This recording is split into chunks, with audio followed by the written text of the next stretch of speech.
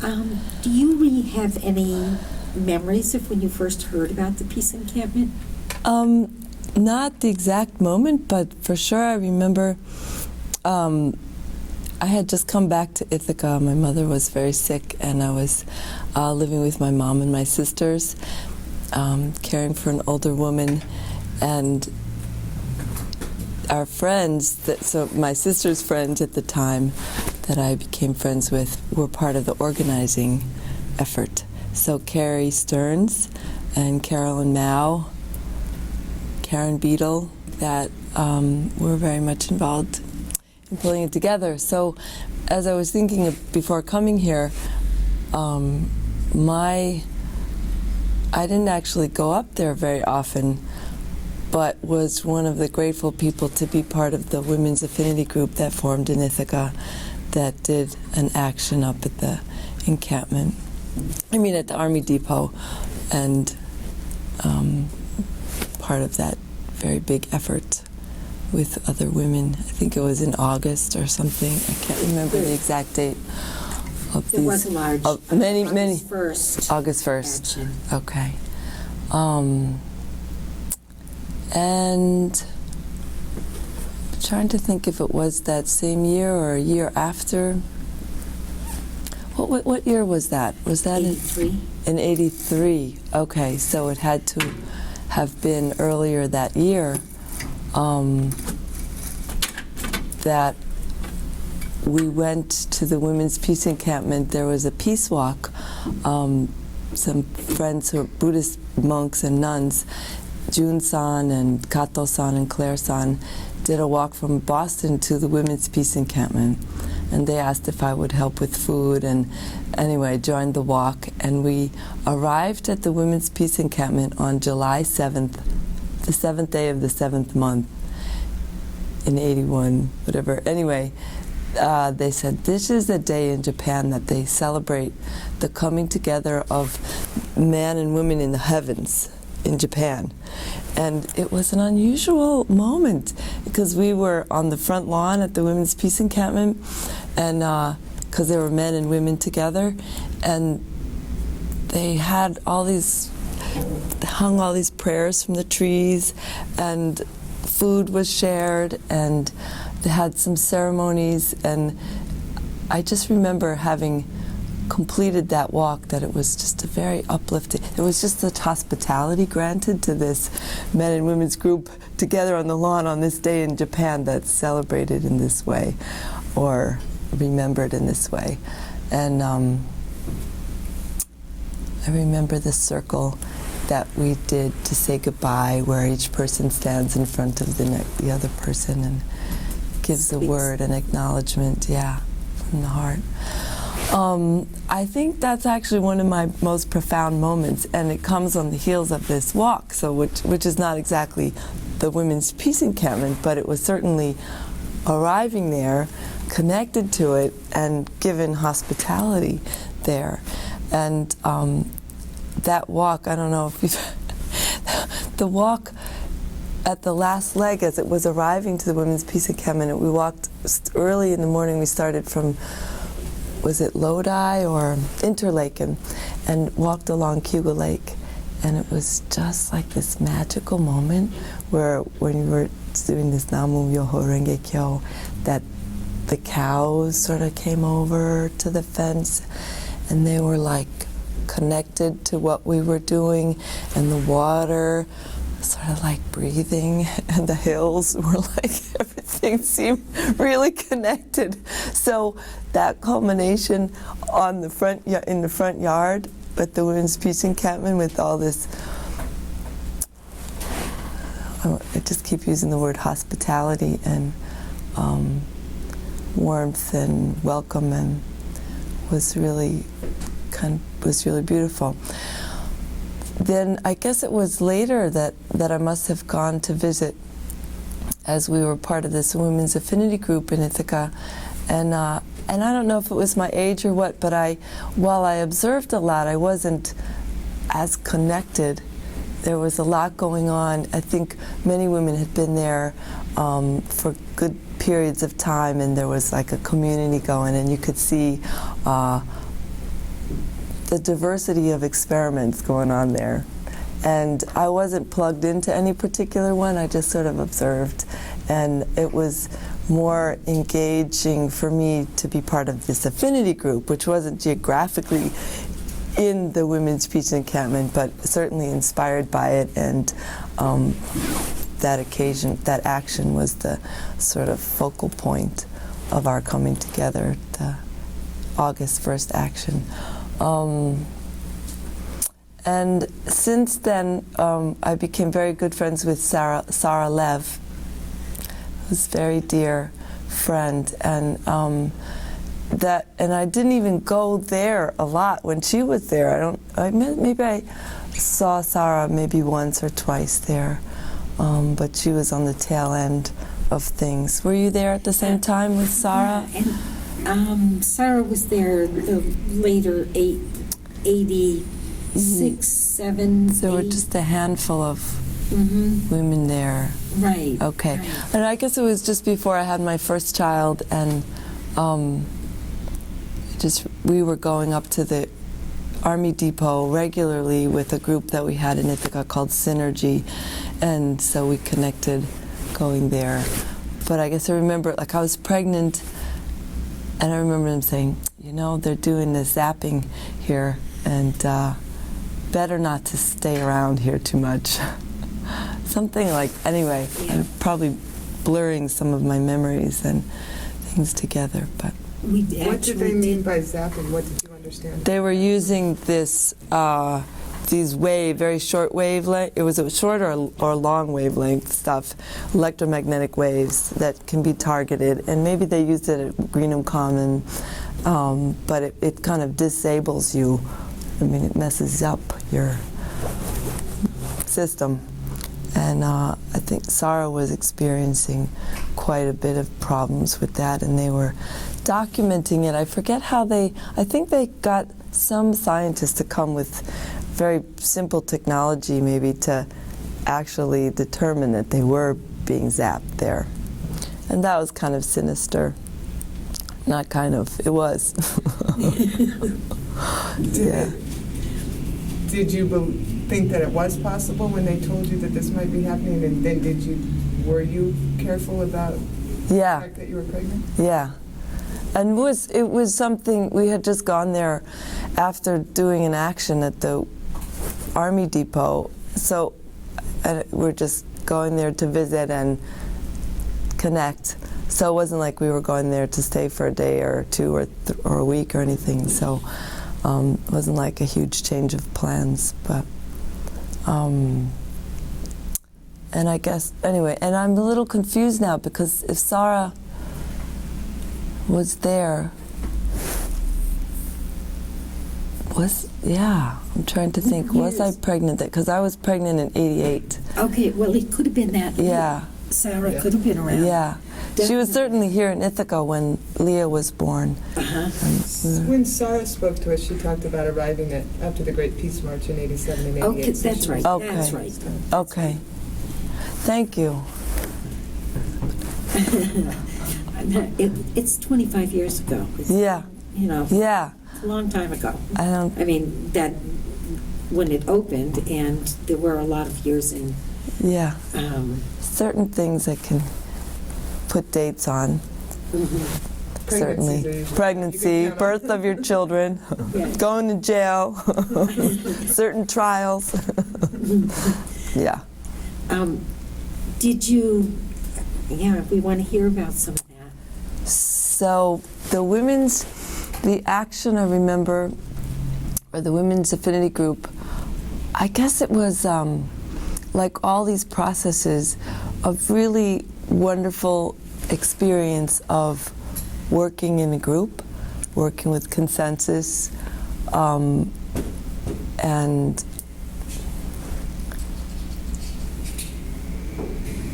sort of coming together with a bit of diversity of us too. You know, there was a wide span of women orientation, not just sexual, but just class and life experience just was different. Not too much, I don't know that there were too many women of color in our group. In fact, maybe not at all. but there was a certain amount of diversity that made it rich, and also, you know, that stuff of the groups working it out together, you know, different experiences. And I'm just going to move your mic.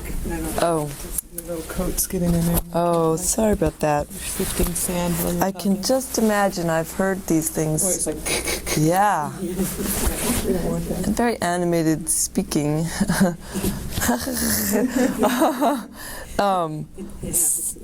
Yeah.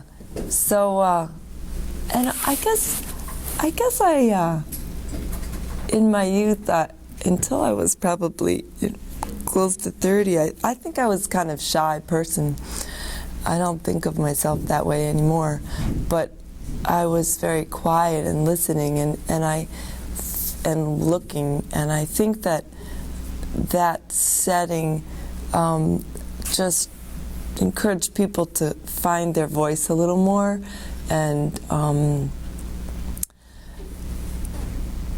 give a safe place to do that. And I liked the inter-age aspect of it, and having. So I was in my mid-20s,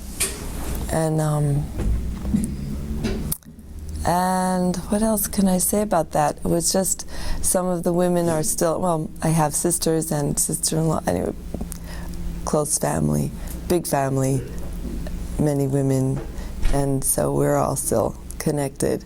But there were other women in the group that, for whom we have still that connection. Some women we don't even see very often, but you know, it just builds community, and it's good. So it was a good touchstone, and cultivating, I think, people's empowerment, to go on to another thing. And for me, that summer came in the middle of one of my younger sisters and my brother taking part in a plowshares action in the fall of '82 in Connecticut. And then after their trial in the spring of '83 in Connecticut, where I met Kato-san and Clare-san,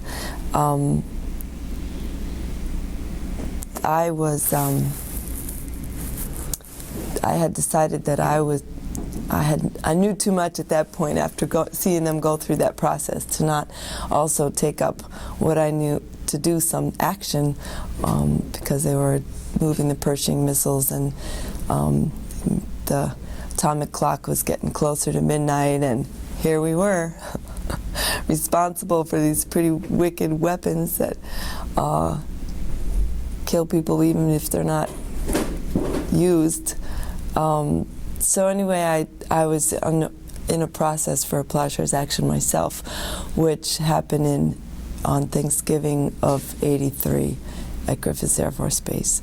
So that was just part of this sort of journey that certainly didn't begin there, but it was very helpful to be part of that, connected to that bigger community or larger community. Yeah. Before that, had you done nonviolence training? So here we are with dates. It occurs to me that in '80, there was the UN special, was it 80? June 12th, was it 80 or 81? Are you talking about the disarmament? The disarmament, UN special 82. session on disarmament? 82. 82. Thank you. So 82. So this one, August of '83. Camp was 83. So 82, a year before, thank you. We had an affinity group go from Ithaca down to New York City and risk arrest, and we had done nonviolence training for that. And also I'm part of the Atlantic Life community, the community from which, well, many Catholic worker communities are part of this community, and sort of like a faith-based resistance, and we taken up these plowshares actions where we hammer on these nuclear weapons systems. And so I had been part of that sort of since I was little, well, in whatever shape or form it was part of. And my parents raised us in that community, themselves doing resistance, and seeing them my father go to jail and go to trial and things like that. And yet, as is always the case, things are growing and changing, and so there I was coming of age and kind of rediscovering it in a slightly different shape or manifestation, and I appreciated all that nonviolence, attention to nonviolence, and coming together with different people from different perspectives. You know, it was a kind of it wasn't a given that we were all, I guess we were supposed to all embrace nonviolence, and that was a given, maybe. But how we understood that was very different. So anyway, we had this in 82, and I was doing things at the Pentagon, and throughout the time from 81 was the first plowshares action in King of Prussia, Pennsylvania. And I was sort of brought back into the loop by one of my younger sisters. And so it just seemed like an onward journey. I was yanked out of my life in New York City, waitressing. I knew kicking and screaming because my mother was sick, and she said I might, she almost died. She was on Medicaid and single parenting, and it's like, help me, Claire. And I was like, I know there's something in this. Little did I know. I mean, I kind of knew it. Like, this is a bigger journey than just helping my mom, but it kind of connected into these very old connections for me with my faith community and family community, and then this sort of wave of resistance that grew up in the women's community. The Women's Peace Encampment was a big part of that. So were you raised here in Ithaca? I was born and mostly raised in the Bronx. I came to Ithaca in high school. I was in 10th grade, and lived here for 3 years before I just couldn't wait to go back to New York City, where I was from. And so I went back to New York and I worked with the United Farm Workers Union, and lived in Brooklyn and Manhattan. And then I came here because my mother, it was in the early 81, 82, like the fall of 81, my mother was really sick.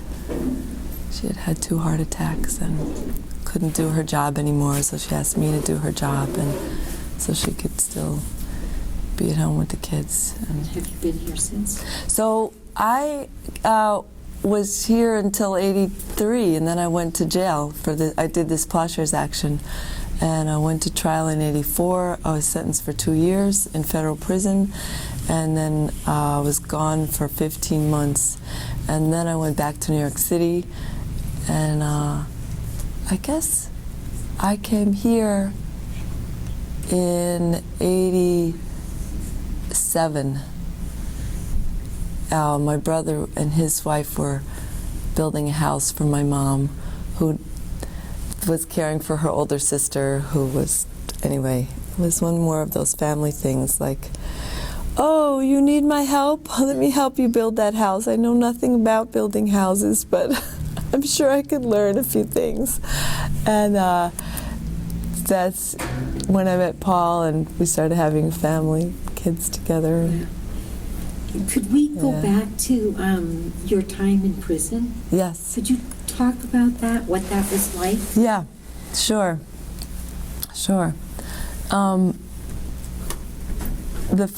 My first time in jail, so I had experienced arrest before, both at the Pentagon, the Women's Peace Encampment, but this plowshares action, I'll start with just that arrest situation. It was a strategic air command base and was on high alert, and we went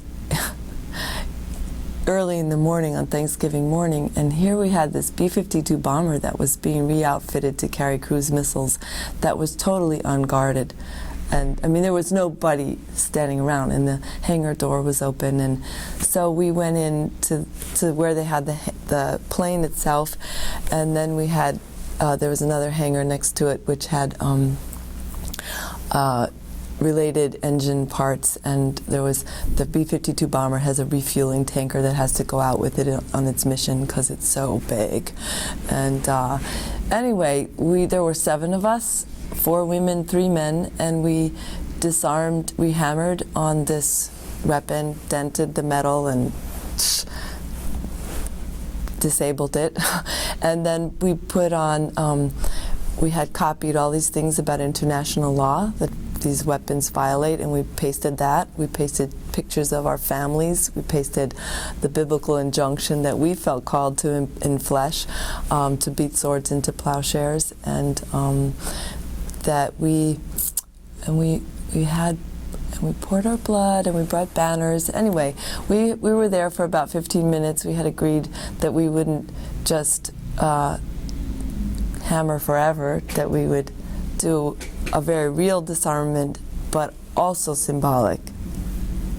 That it wasn't just by some kind of macho muscle move that anyone was going to bring about full disarmament. It required some real action with the hammer, but that wasn't the only thing that goes into transforming the situation and disarming. But so that's just a little blip that seems kind of important. And then we put down our hammers, and still nobody was around. So we went out to the tarmac, and we circled in prayer, and then we sang some songs, and then we started dancing. Still nobody came. And we were there for a good hour. We thought, well, let's go out to the road and just see if we could find somebody. And poor security guy, he was very unaware of what he was. A civilian, an older fellow, and his headlights came, and there we are standing with these banners, and it says "Swords into plowshares," and then the other banner said, "The harvest of crews is blood, ashes, and death." And so I don't know what he made of that, but he came over and we said, he said, I'm going to usher you off the base now. And it was just like going through his routine, and we said, well, that's fine, but first we want you to know that we've just disarmed the B-52 bomber and the related parts in Hangar 101. Oh, he goes back to his radio in the car, and he makes a little call. And within minutes, we're surrounded by big guys with lots of padding on with M16 rifles, and we're down in the mud and on our knees with these rifles to our heads. And they handcuffed us, and they brought a bus, and they put us on the bus, and they took off. The youngest guy in our group got to be taken off and beat up a little bit, and then they brought us back in and took us to a building where they had the FBI waiting to do all these interrogations. And in the meantime, they were like, don't talk to each other, and if you talk, we're putting you out in the cold. It was snowing, and so I remember Kathleen Rump, who is a big woman, and she was really in pain with her handcuffs, and she said, put me out in the snow, I don't care. Anyway, it's so interesting to watch, to remember that now, and to know, having lived through a bunch of stuff, what the options are, like what solidarity is, like put us all out in the snow would have been an appropriate response, but Kathleen could take it, and anyway, she did it alone out there in the snow, but they did take her in momentarily after she went out in the snow. And I remember that when we each were taken in one by one, and being in there with these FBI guys, I grew up with the FBI following us around all the time, and my mother could never see my father because they were always looking for him. And I mean, there were a few years where he just wasn't able to come home, and she'd have to go out in disguise, and you could never talk on the phone. And the kids in the building where I grew up in the Bronx would always be saying, you know, feminine body inspectors, and they were making up jokes with these because they were so obvious. So I never took them that seriously myself. I mean, they were formidable, but they weren't. Anyway, they weren't new to me. But they were like, tell us everything. Your friends have told us everything. And I was like, you guys are watching too much TV. Like, I'm telling you everything I want that there is to know, that you need to know. We have totally done this action in the open. We take full responsibility. All 7 of us are here, and that's what I'm telling you. You need to, and there you go. That's what you need to know about this. There's nothing secret about this. So it was, you know, just another sort of taste of this sinister thing where they're so in this world of the guys are gonna get the bad guys, you know, bad guys, whatever.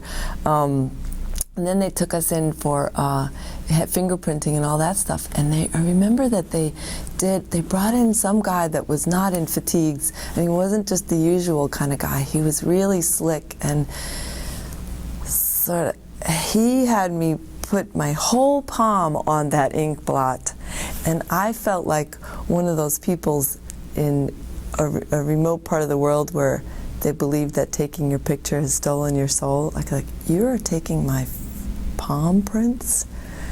You are wicked. Like, you want to know too much about me. And anyway, it was kind of chilling. Well, they ended up taking us to, and sorry for all the details, I'm not known for making a short story, but we ended up being taken to the Syracuse Public Safety Building, which is like an hour and a half or so away. And that Syracuse Public Safety Building was a dark hole. It was my first time being inside jail. And I remember the first, I ended up being the first one to be taken out of the holding cell, this little bubble with the other women, my co-defendants and dear friends. And, you know, they take your everything out of your pockets, and then bring me into this little shower room. Well, there's 2 women in there, and they are not going to smile or say hello. I say hello. They look at me like, we're going to kill you. And then the next thing, I have to take all my clothes off, and I have to get up on this little ledge, and I have to squat and cough, and I feel like, strangely, like I'm getting ready for the gas chamber or something, or it's creepy. There's not one moment where they allow human interaction with me. And this continues until I get up to the cell block, and I'm in the small elevator with, you know, still. And I guess this one woman in particular that I remember, who I saw quite a bit more after that time, had been trained in the military, and she just carried on that. She carried the hardness of that, and it was, you know, I guess it's meant to be scary, and it can be if you're in a situation where they can hurt you. but there I was. I remember they put me in this little cell for my first, or this little cubicle for my first phone call, and I remember just everything about it is contrary to what you know, to hospitality, to human, to being interaction. Yeah, human is the word that and so then I get up to the cell block, and it's a 6-cell block. There's no windows, and there's about 8 or 9 women. So they have one of the cells open for its toilet, and mattresses lined on the hallway where women sleep. And for some reason they gave me a cell. And there's a TV at one end, and there's no windows, and the smoke is so thick, it's like down to here, and I don't smoke, and I can't even breathe, and the TV is on all the time, and the women were, there's this sort of atmosphere like where there's a queen bee and she's got everybody waiting on her. I should take this off. And there's like this meanness about the way people are relating to each other, like this pecking order, and it's established by by threats and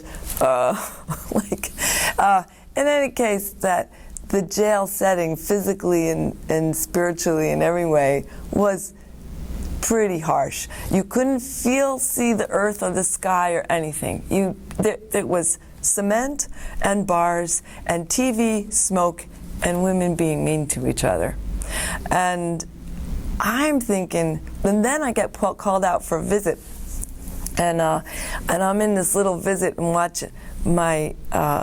Before that visit, the TV news was on, and the TV news reported our action. They said we were going to get 25 years in prison, and I'm thinking, I don't think I can do this for a few days, let alone 25 years. And I start to get pretty shook up about this, little fragile feeling, and I go into this visit, and my friend Liz McAllister is visiting with her husband, and now this is a no contact visit where you have this little tiny plexiglass, and you can either look or talk, but not at the same. You can't do the same thing in this particular setup in this particular cell. And my sister Ellen is on the other side, and all I could feel is looking at Liz, and they have 3 kids, and her youngest is 2, and I just start crying like. She's gone away for 25 years, and her children, and that was probably one of my when I hit low.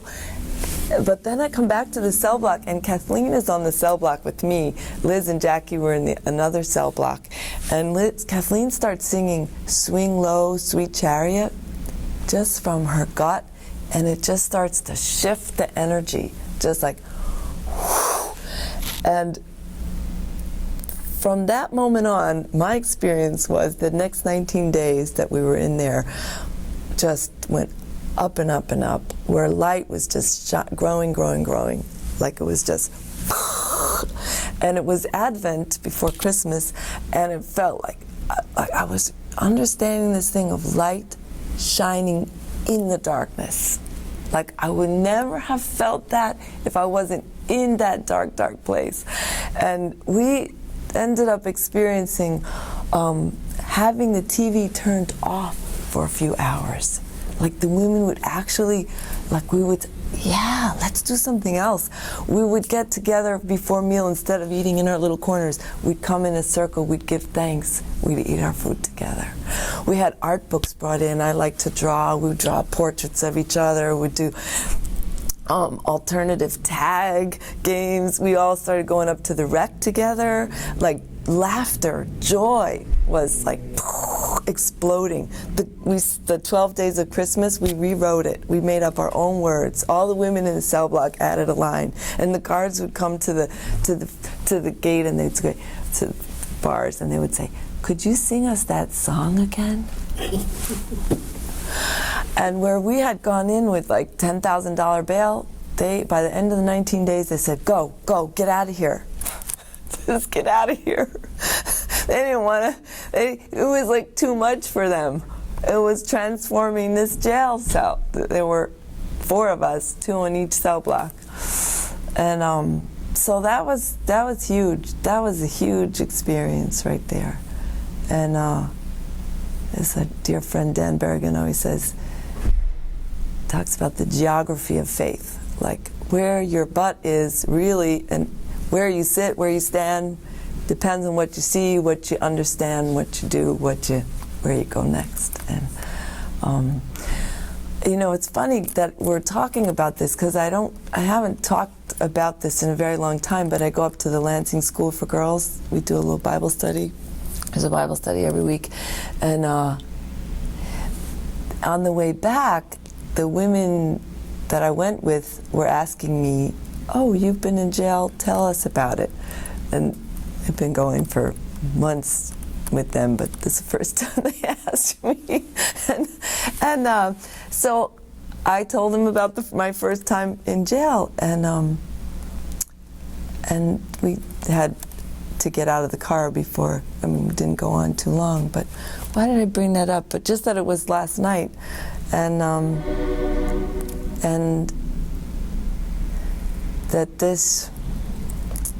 that experience, I'm not sure where I was going with that, but it was it's funny that I was just talking about it just last night with these women. And that for me, like just coming out of my house, walking down the hill, seeing this kid being arrested, and watching anybody arrested hurts me. And but I guess young black Tell us about kids. what happened Today? This happened today. Yeah. Well, it ended. It was a little out of my way to go to where that is, but in the last year, there have been a few arrests, police stopping people on our little stretch of street, and they're always black people. And my neighbor Gilbert, who's Haitian, and a music teacher, and just this wonderful guy, he came. He and I both acknowledge we need to do something we need to be proactive. I mean, each time I see somebody arrested, I'm kind of like, are you okay? But we sort of verbally acknowledge that we're recommitted, and especially me as a white person, to do what I can to see that that person is okay. And if they need some help, if they need an advocate, to go and find somebody, or just to be witness, to maybe minimize any brutality or whatever. So because of a few experiences on our block and my relationship with Gilbert, I was like, I see this person being arrested. Now it's all the way there at Cass Park, but I'm going to go that way. And that, by the time I got there, they had already put him in the car. And the doors were closed, the windows were up, and the police was then in his car, and I just basically went up and caught his eye and just said, "Are you okay? God bless you." And just like he was okay, he was at peace. Like he was going to take it. Whatever, and because I don't know if I should have asked the officer, could I talk to him, because maybe I can make a phone call for him. Anyway, it's good to each time push myself a little farther to intervene that much more as a white person, older woman, and excuse me, older woman. We have so much pull as we get on. I don't know. but anyway, yeah, and it was strange because the officer, there had been another car there, a bigger vehicle, police vehicle, and that had left by the time I got there. But I ended up seeing that same vehicle when I got down past Beverly J. Martin School. It pulled up right alongside the school, and I recognized the officer, Officer Brotherton. He actually goes to my church, and I know him because he's on the SWAT team here in Ithaca. And I don't know about the average person, but that SWAT team gives me chills. And I've seen them with their tasers, and I've seen them at my church when our friends Todd and Dave rang the bells on March 19th, 2003, of the bell tower at Immaculate Conception. The priest of the parish was away, and the priest that was there said, fine, they can ring the bells. But the nun called the priest that was away, and he said, call the police, and basically gave it up to the police to call the shots. And they brought out 30 SWAT team members, the 30 crew, who were just waiting for action. They had been prepped and primed, probably from New York City. They had like a little convention at the hotel with all their dark gear and their weapons and different things domination, and they ended up, like, my nephew Thaddeus, 9 years old at the time, was on the toilet in the bathroom in the basement, and the officer came and said, "Bum, bum, bum, open up," and he was like, "No." They busted in the door. Just this kind of wacko technique, that was so inappropriate for the situation, but the priest had given his blessings, and go ahead, use whatever force, because those guys are ringing the bell for the dead, and their banner says, "Love your enemies," but he doesn't want to look at that banner. So the SWAT team ended up doing pepper spray, I believe, like into the tower to get them down, a bunch of things. Anyway, that officer was part of that SWAT team, and he, I guess I had a conversation with Officer Brotherton, a really sweet, smiling guy. We were at the bell ringer's trial then, and it was during break. We were down at the main entranceway, security fence, and I was asking questions about the way they treat people, like when they arrest people and they don't show their badge name or their name, or when they don't even let you see the arresting officer's face. They won't let you turn around, and they're doing all this stuff to you from behind. And I asked him, what's up with that? And he said, well, they train us in our training that you shouldn't let the person you're arresting look around at you, because they'll can spit at you and give you AIDS. That's what they train us. I said, And actually, to this day, it's one of the many little things that could be on my very long list of to do but haven't gotten to. But are they really training you like that? Or are you lying to me? And if they are really training you like that, well, because you're public servants, maybe we have something to say about the truth of your training, or, but all that long story is to say, I have a little history or herstory with Officer Brotherton, and hold him as a brother, but know that in that uniform, you do some pretty wicked stuff. And but anyway, I went up to Officer Brotherton, and he rolled down the window, and I said, "What happened with this young man?" And he said, "It was a warrant and a suspended." And I said, "Is he gonna be okay?" or something. I can't remember what I said next, but I'm sorry to go on and on like this. I'm looping, but it just seems like each step of pushing yourself to go beyond where you would have gone before,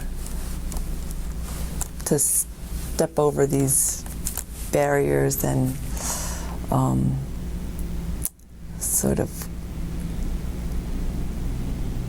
assigned roles of either violent relationship or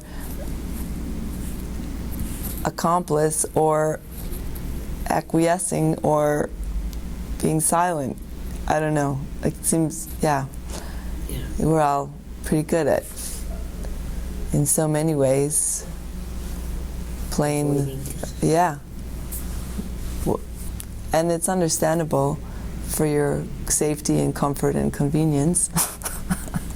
But especially as you have children, so that ups the ante, like, well, you don't want to be separated from your children. I had that experience in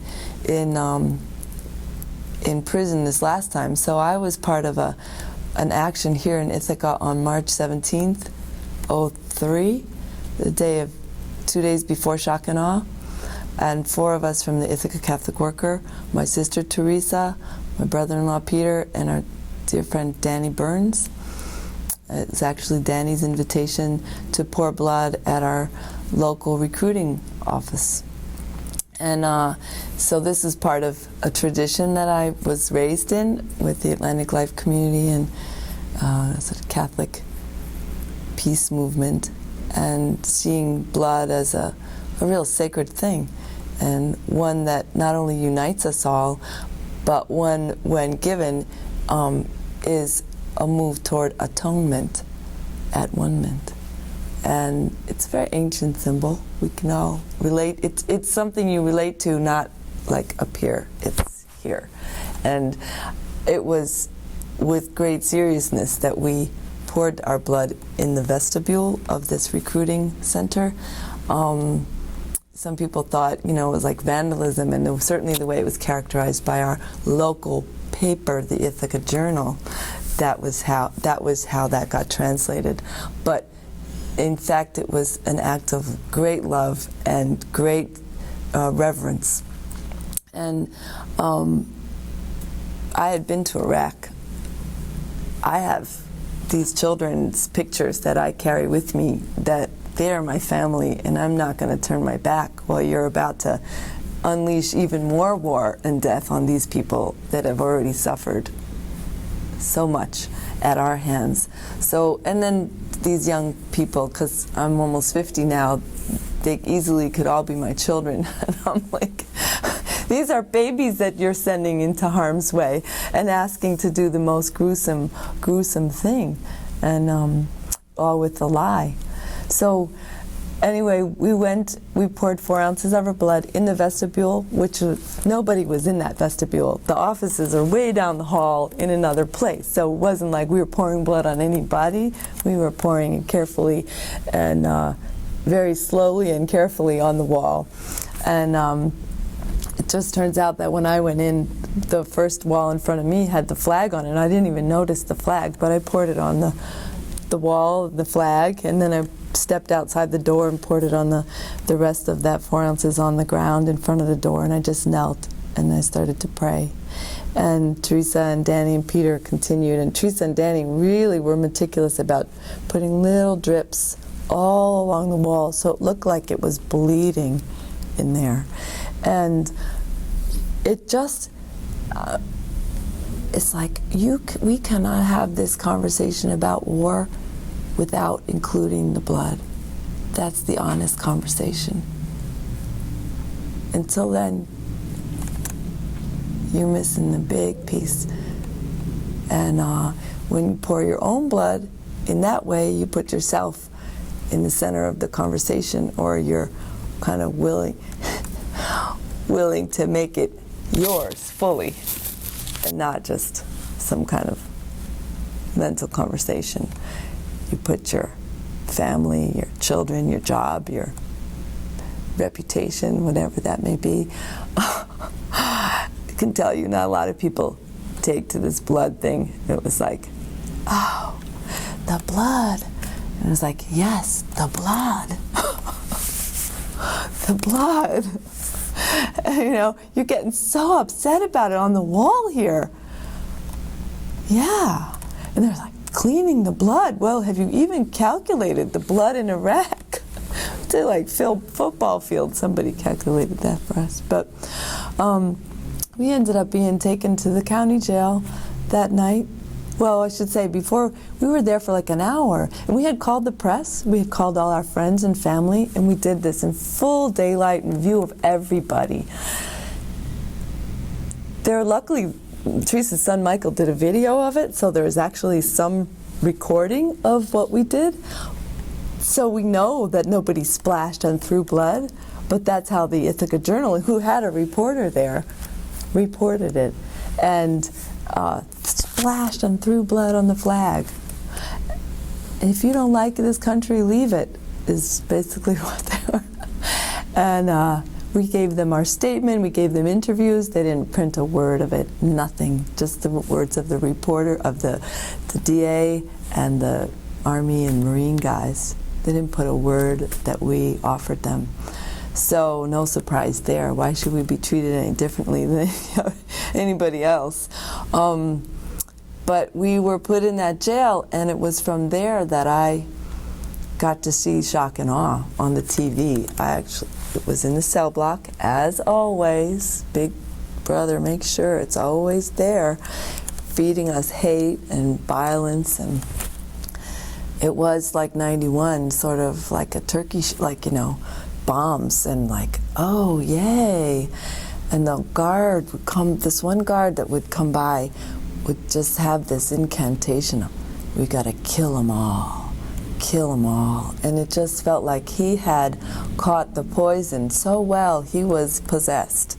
And his eyes were like on fire. And the guard who processed me was like, she wanted to hurt me. It was like, we should have done this a long time ago. That's Saddam Hussein and da-da-da. It was just, it was their, we were their opportunity to vent all this poison that they've been fed by guess who for so long. But I was in a cell block with only one other person because it was an intake. I was kept in my cell, but the other woman was, I just don't believe in any accidents, but she was in there. She and her sister and another guy had beat up this black woman at the gas station in town. This was, I think, 4 years ago, 3 or 4 years ago. They were a very poor country family, and I'm not sure if they knew this woman, Patricia, but they beat her awful bad, like that she had to go to the hospital. And she, I mean, not just physically, the trauma of that, and but of course, maybe even the bigger story is that nobody helped. Nobody helped that woman. But I